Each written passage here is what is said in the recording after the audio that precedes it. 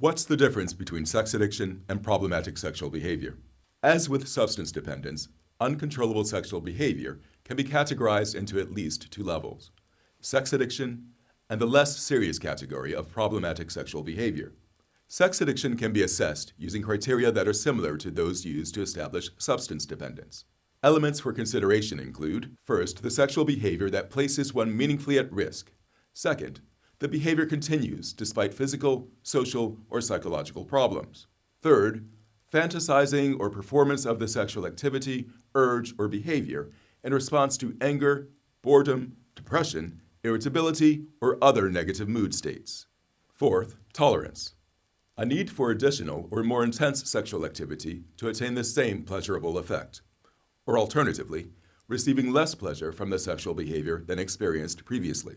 Fifth, withdrawal symptoms such as headaches, irritability, insomnia, depression, and others upon cessation of the sexual activity, or the activity is performed to relieve these symptoms once felt. 6. The sexual activity is difficult to control once it's begun. 7th, unsuccessful attempts to reduce the amount of the sexual activity or to decrease its level of intensity. 8. A great deal of time is spent on sexual fantasies and urges which enable one to perform the sexual activity or to recover from its effects. 9. What we call salience. Important social, occupational, or recreational activities are given up or reduced because of engaging in the sexual activity. 10. The activity levels return to previous levels quickly after a temporary period of abstinence. And finally, 11.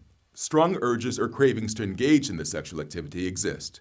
Although without a well-defined definition, problematic sexual behavior encompasses a subset of the above criteria that might include the continued behavior despite persistent or recurrent physical, social, or psychological problems caused or made worse by the sexual activity.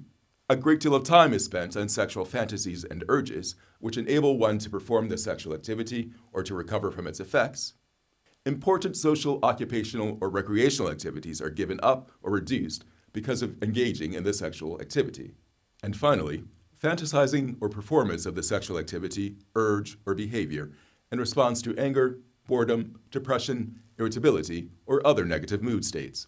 In short, problematic sexual behavior exists where the patient still holds a measure of control, but is beginning to experience negative effects to personal, health, and social obligations like work, family, and friendship responsibilities. Problematic sexual behavior may or may not escalate over time to full-blown sex addiction. I hope you found this information helpful. Let your patients know about the wealth of free information available on the PhocusLife website. And if you feel it's appropriate, suggest that they visit for a full assessment of their problem. Working effectively with other clinicians within an informed network is crucial to treatment success. Contact us today to arrange a consultation or visit our website for the latest information.